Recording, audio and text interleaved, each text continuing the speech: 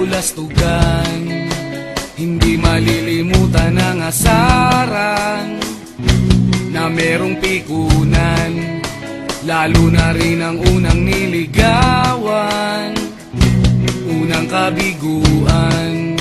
At dyan nasiseryoso ang usapan, ang pagdadamayan ng tunay at tapat na kaibigan.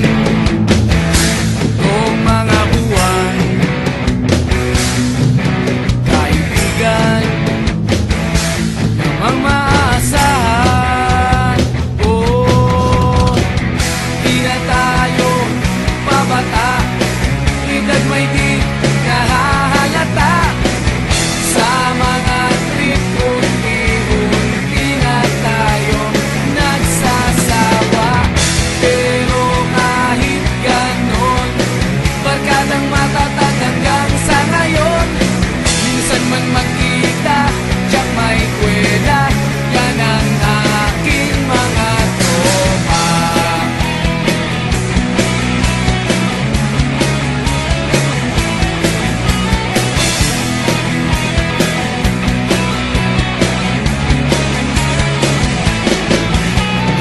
Inuman na pang magdamagan, minsan inaabot pa ng ayaan, na kung saan-saan, na para bang walang kinabukasan at kahantungan.